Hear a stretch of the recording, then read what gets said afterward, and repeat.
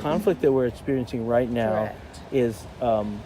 is a few things going on all at once. All at once, that they had plenty of time to prepare for. And this is so the immediate thing is is that the city is the Indigenous Peoples Day powwow is set to take place across the street, and the city is requiring that all homeless people leave immediately. Correct. And the city's enforcing that. Correct. Through their agents. Correct. And you're now seeing that happening, and you're seeing the impact on multiple individuals. Correct. Many of whom have mental health challenges.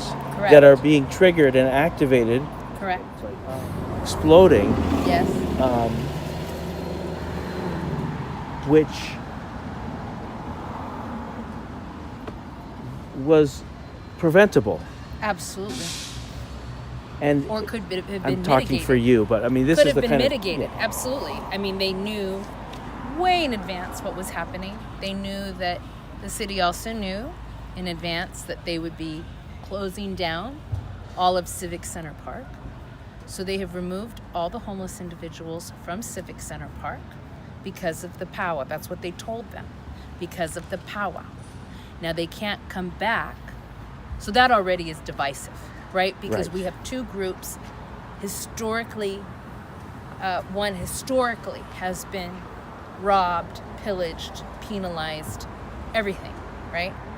And then you have homeless individuals now who are here right now. So they're planting the seeds of division. Where there's historically been solidarity. Between the two groups, yes. Absolutely. So they're planting these seeds of division because the city is moving people. Then the city says, okay, well, they can't go back. No one knew that. What do you mean they can't go back on Monday? Right? Everyone was just going to go back. Back to the Civic Center Park. Back to the Civic Center Park. But then they're going to fence it up so no one can go back. So now what we see are people who have mental health disabilities, who are being triggered, who have moved onto the sidewalks. Now, we currently have sidewalk ordinances in Berkeley. So this is very planned, right? Because they're going to be moved because they were on grassy public spaces. They were able to sleep there at night to be close to Dorothy Day, where resources are provided, breakfast, lunch, showers, laundry. It's fantastic resource. Our most vulnerable, and I sleep here, so I see it. I know who's here. I know what they're doing. Are close by, and now they're going to close all that down as well. So what are they telling you about the closure of the park? I went over, and they haven't told me anything. They just said, go look at the notice, and that's what I did. And then I got the map that says this whole grassy area is going to be fenced in. So the places where people sleep, we have a lot of elderly who sleep on park benches because it's very hard to get down on the ground, right? Makes sense. So they're closing all that off as well. And no one's coming out here saying, so people come to us, right? What we've provided. And, our space is filling up and we want to help people, and it's very inhumane, it's very punitive. And it's definitely planned because we have sidewalk ordinances. We've already seen today people are in mental health crisis because they were kicked out, moved. They tried to move onto the sidewalk. The farmers market came.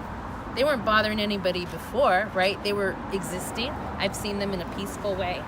And all around us, we're seeing mental health crises because they were just thrown aside. Now, if they keep moving them, or they're involuntarily 5150, they're being taken away from their safe space, which is being close to Dorothy Day. I've lined up with them. I go over there and I get breakfast. Go over there and I get lunch.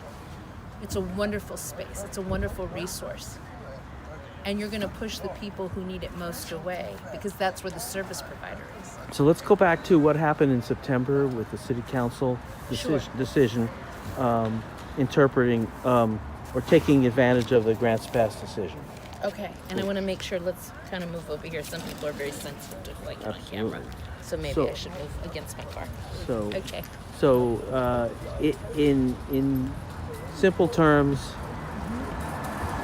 based on the grants pass decision, the cities around the country no longer have the requirement to offer shelter Correct. for encampments to be shut down. Well, encampments and move people. So it's in total. And also they can criminalize. So previously you couldn't criminalize if there wasn't enough shelter available, meaning you couldn't charge a misdemeanor, right, that has a criminal penalty. So up to a year in jail and up to $1,000 in fines, right? Right. So, now they can. So then in September, the council passed a resolution or an ordinance to take advantage of that. And it's your belief, and you're an attorney, it's your belief that that becomes operative after 30 days after the second reading, and that would put it around the beginning of November 2024. Correct. What's going to happen then? So this particular item was focused on two encampments, Harrison Street and 2nd Street. They tried to pose it as we're going to sweep two of our most dangerous encampments, but we only have two big encampments, so it's just the two. It's not that they're trying to be benevolent or, focus on safety. It's really our two biggest encampments. And so they've already said that they're going to target Harrison first, and then after that 2nd Street, which the governor just gave the city of Berkeley $5.2 million. I'm just paying attention. Someone's over by my tent. What was that money for? To clear 2nd Street. They're supposed to put people in housing. And what we've seen in... hold on, can I pause it? So we were talking about what's going to happen in... So they're planning on, the reason that they passed this item is because they want to target Harrison. And council member Lunapara asked at that time, if you're going to sweep everyone, how many rooms are available? And Peter Radu said, well, there are 5. And as five rooms? 5 rooms available. And are those for permanent housing? No, transitional. Which is fine, but there's simply not enough. And so the issue that they're trying to tackle is cleanliness, right? They're saying, well, there's a lot of stuff out there, but that could be handled with clinicians, with talking to people, with finding a safe space for them, because they're well aware of what's happening down at that encampment. And then the city just got $5.2 million from the state to remove 2nd Street. So we have to see what they're going to do to provide housing, because they give that money to lead to permanent housing because they want to sweep that entire area. But first our focus is Harrison Street, because we want to find a safe space for them. There's Golden Gate Fields, that's been rejected, the marina's been rejected. We're looking for a space. We can move that entire encampment, literally. People don't want to be harassed. They know that they're in a place where businesses have brought a lawsuit against them. They know that people don't want them there. But then at the same time, in the targeting that Berkeley's doing, find a space, or try where could they go? That's the question. Where do we go, right? That happened at the Seabreeze. That was the whole issue at the encampments. And a lot of folks who have been placed into temporary housing and removed are now at Harrison, because you can be exited with no notice. So that's what we're doing. And then we have individuals who have been evicted from their own homes and people who've landed on Harrison. So your expectation then is in November, after this ordinance comes online, they're promising that they're going to be sweeping all these encampments. More than likely, Harrison will be first. Okay. That was in the item. And then I know you don't have the answer for where people are supposed to go, because they're not giving you an answer. Correct. And they're not going to give you an answer. Correct. So this is going to happen as winter approaches. Correct. And slightly after the election is over, so no one is accountable for the next 4 years. But we've identified, if we have to move people, we've identified spaces in the hills. We're trying to either move the entire encampment into one space or find smaller spaces. We're looking at moving into different districts. And are you getting any level of cooperative conversation from the city? Yes, we have been. Yeah, absolutely. The problem is they won't tell us where to go, of course, right? Well, that's what I'm talking about. So, but I mean, we're having cooperative conversation.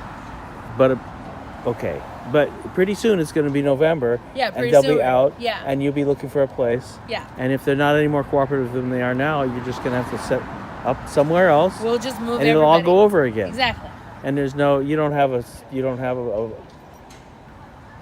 solution other than continuing to exist and protecting people, keeping survive. them safe, keeping them warm. Okay, so let me ask you then, if you can just briefly say the purpose of this protest encampment, the various purposes, and what you've been able to accomplish in this short time you've been here. Okay, so it's been now about 2 weeks.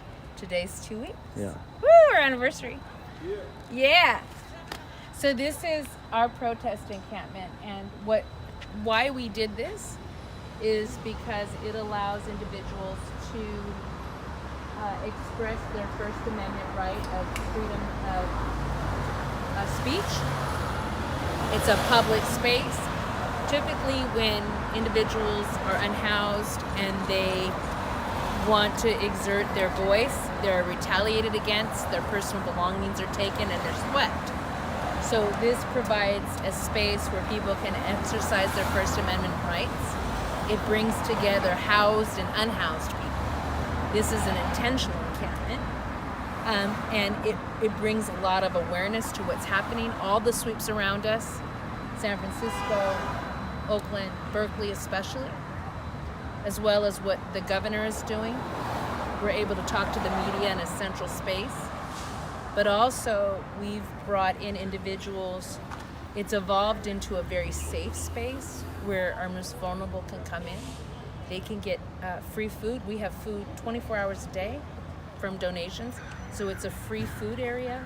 We have free clothing, free hygiene products. We have literature. It's a safe space where people can sleep and not feel like they're going to be assaulted or attacked, right? We provide a lot of safety. And we have games, we have books, so it's a very good space that also people can feel safe and feel empowered. That's the goal of it. Do you have any requests for community support, Absolutely. Services that people could bring or other solidarity? Clothes, tents. We need a lot of clothes. We're running low. Men's clothes, women's clothes, food. Socks. Yeah. Boxers, socks, undergarments, bath wipes. Clean, absolutely. Please don't bring us your old beats or cans of food that we can't open. We are very conscious of how sweeps happen, and fire, of course, is a big issue, so we don't want to have any open flames. So we ask people to bring pop-top cans, right? Folks here, and if you can cook something, we've had community members bring by platters of spaghetti and soup, because it really allows people, even sandwiches are welcome. And we feed people throughout the night. The most vulnerable are over here because of Dorothy Day. And so we're, water, ice, we welcome all of it. Chairs, canopies. Canopies provide a lot of protection. It provides community spaces, tents, sleeping bags, all of that. How about messages that you'd like to see constituents give to their legislators? Where do we go?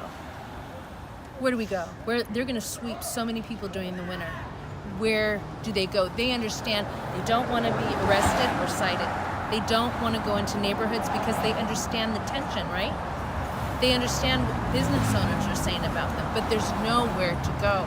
So we need to be realistic about what's happening. I would say to constituents, demand accountability.